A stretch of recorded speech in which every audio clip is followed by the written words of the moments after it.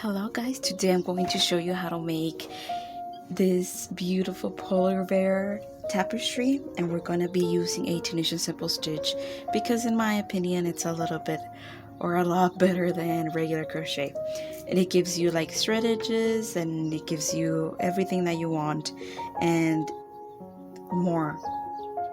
Arguably it gives you more. It gives you a very well defined tapestry.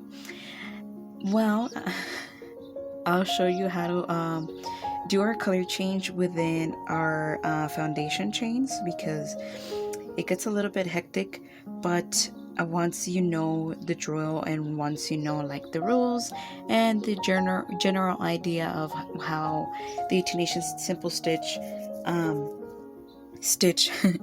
goes, then you'll be able to do it on your own. Unfortunately, it won't be a full tutorial, but it will help you create your very own polar bear.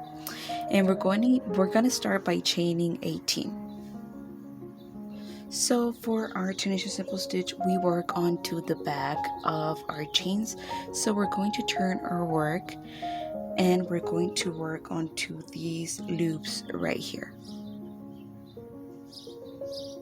We're going to skip the very first one because it corresponds to this stitch, and this stitch always counts as one. So we're going to insert our hook, yarn over, and pull, keeping our stitches in our hook. And again, until we have 4 blue stitches. Now you can grab any white yarn, and we're going to introduce this white color for the rest of our row. And we're going to do exactly the same, inserting our hook, yarning over with our white, pulling, and we keep it in our hook. I'm gonna try and secure my tail. Just go back and forth, trying to get it stuck in between our stitches, just like so. And we just continue to do this all the way down our row. So now that we have all of our 13 remaining stitches being white, we're gonna do a backwards or a return pass, if you want to call it something. The Tunisian simple stitch it takes a little bit longer because you go forwards and then you go backwards within one row. So for our Tunisian simple stitch, we're gonna do a return pass. So we're going to chain 1 onto the very last stitch, and then we're gonna grab our yarn and pull through 2 of our stitches, and then again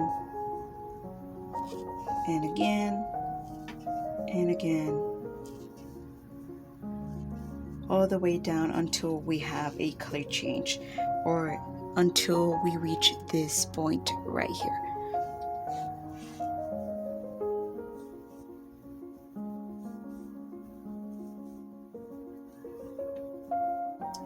So here, whenever these 2 colors meet, whenever you have 2 different color stitches in your hook, you always use that second color stitch. So we're going to drop our white, we're going to pick up our blue, and we're going to go through 2 of our stitches, including the white one and a blue one. And again, all the way down our row. And this is how it should be looking like. For our next row, it's actually going to be exactly the same, 5 blue stitches, 13 white stitches, but now we're going to work only onto those front loops of our previous row. So if you take a look right here, we have these front posts that we're going to work on, and this is going to be for the rest of our rows. So we're going to insert our hook only onto that front post, yarn over and pull.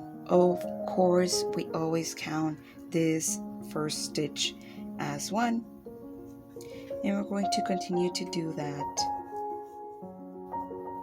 one more time for a total of 5, and then we switch to our white and only onto those front posts.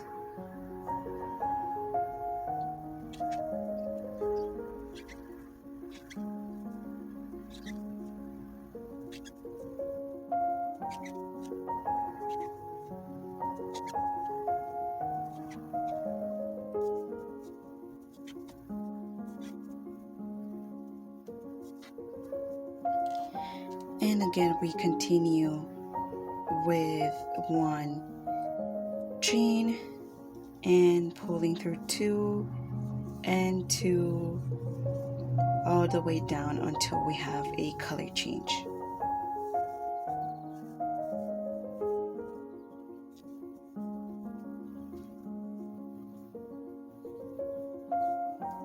If you find that you have a little bit of a gap in between the colors, you just pull onto the very first color and that gap should be gone.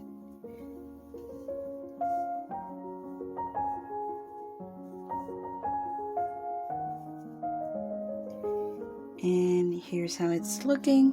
I know it doesn't look like much, and it sure isn't, but it's going to be worth it, trust me. If you trust the process and if you continue to do this, you'll get a beautiful tapestry, or you can get like a quote-unquote granny square, and you could sew it into, make it into a patch, sew it, and you can make a sweater, a cardigan, a beanie. I've seen those. It's beautiful, it's very entertaining, and I know it's gonna take a little bit longer, but I think look at these edges. Like, look, you can see, you don't see like that warping of colors whenever you switch or you're trying to make a shape.